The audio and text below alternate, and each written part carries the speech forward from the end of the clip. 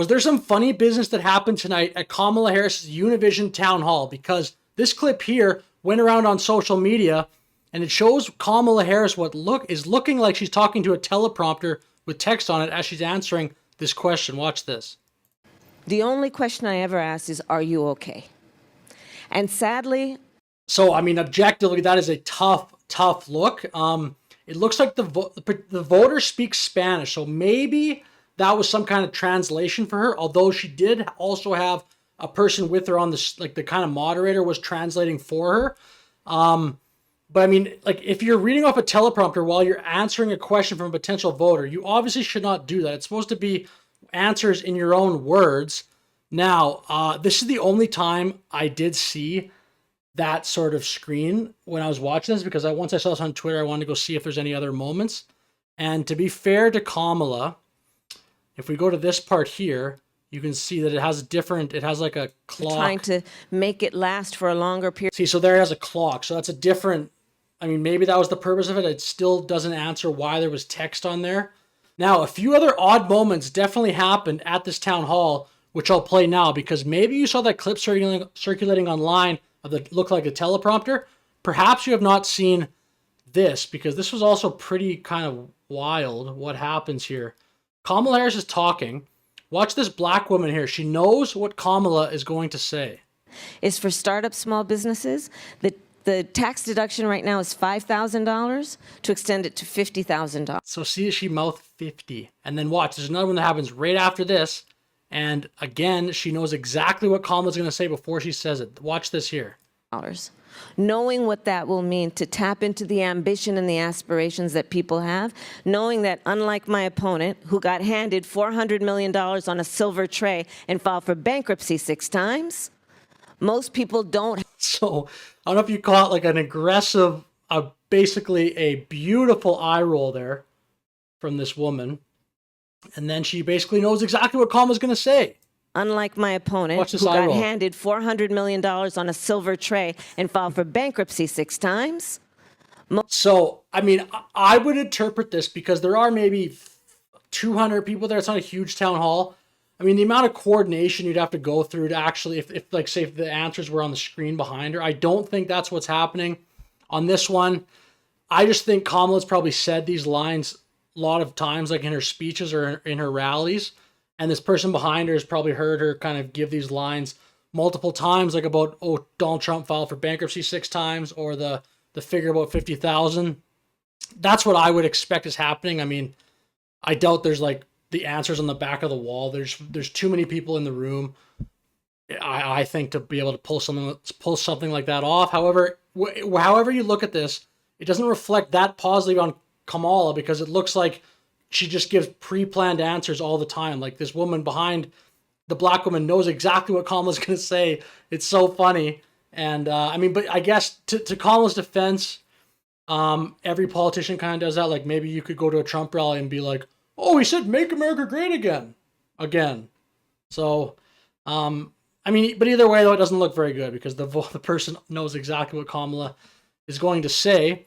So now I'm going to bring up something that you could probably perceive as a conspiracy theory. I hate conspiracy theories, but I'm going to bring this up just because of basically the media inconsistencies that continue to happen with Kamala's campaign.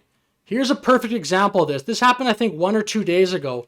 How does she explain this? Like, I could explain those other ones trying to be charitable to Kamala. Like maybe the screen was wrong and another person has just heard her say these answers so many times. Watch this one here. Flood.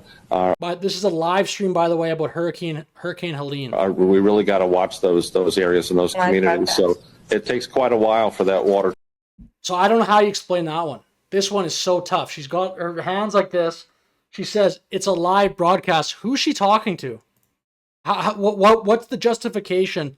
Like, what would be the sort of charitable way to sell this one if you're like a Kamala fan? Areas in those communities. So it takes quite a while for that. Who's she talking to? You're on camera in front of people talking about Hurricane Helene. The assumption is that you're there representing yourself and that nobody's like off camera or in your ear, like you're on a cell phone or something.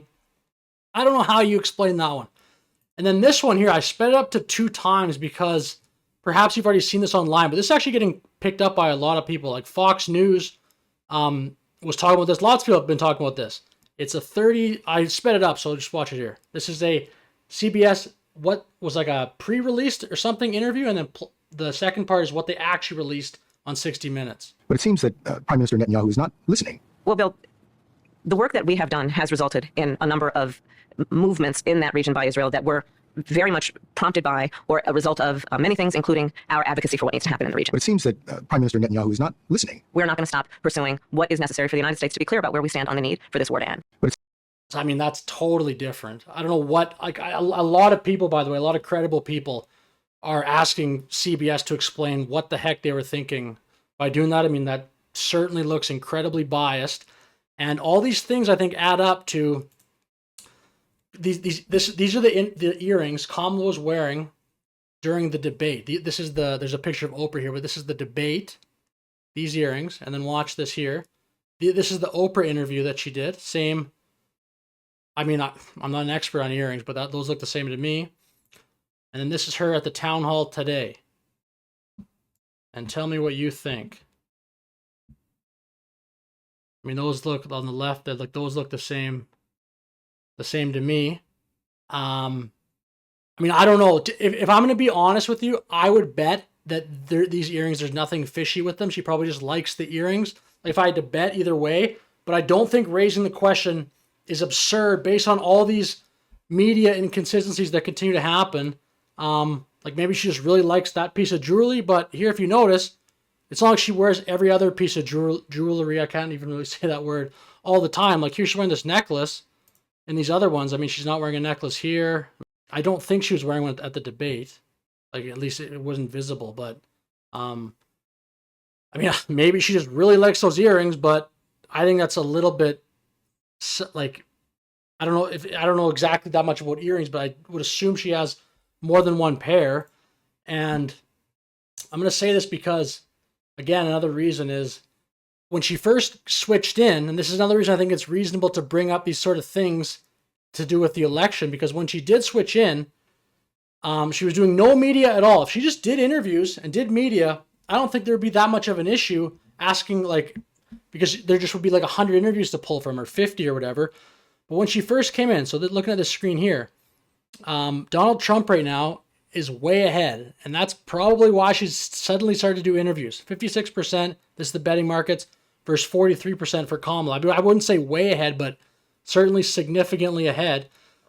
And if you look at just Kamala's run up here, and when she was not doing interviews, this is when it was questionable if Joe Biden or Kamala was going to be the nominee. This one round when Kamala got announced. This is the Vibes Fest, the honeymoon period. And up until this point, significantly into the campaign, somewhere around here, she had only done like one interview, joint interview with CNN, maybe another local interview or something.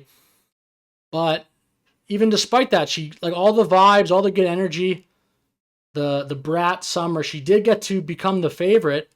And then she had a debate against Donald Trump somewhere in here. And I don't know I can't remember the exact date, but I would say she won the debate. I think that's fair. And then she was ahead a little bit, and she was hardly doing any media. Then J.D. Vance and Tim Walz had that debate, and I think J.D. Vance unanimously won. And since that's happened, I mean, this is going completely the wrong direction for Kamala. And if you notice, the last few days, she's done more media the last few days than she did in the last 2 months, by far, too. She's done a ton of media. And I mean, I just think with all these inconsistencies, the moment where she says, I'm alive, like, how do you explain that one? This part, the CBS one, and then like the things that happened tonight with like the potentially a teleprompter, and then this woman here just knowing what she's going to say. I think that's enough things that keep stacking on top of each other to reasonably say, like, what is going on? Are you manipulating something? Are you getting like an upper hand with something?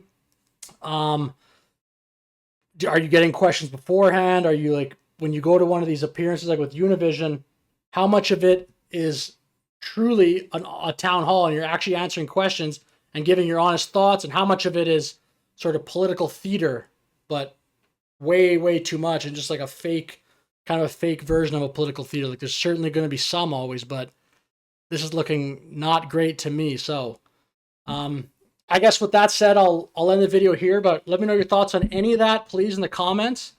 It'll be interesting to see if anyone has a good take. Be like when I say that at the end of videos, though, by the way, that's not like, if you're just going to say something stupid, then I'm not going to read it. Like, have a thoughtful remark if you're going to comment, please. That just makes it more fun, I think, for everybody. And yeah, if you made it this far, thank you so much for watching the video. Like and subscribe, and have a great night. Great day, great whatever it is. Afternoon.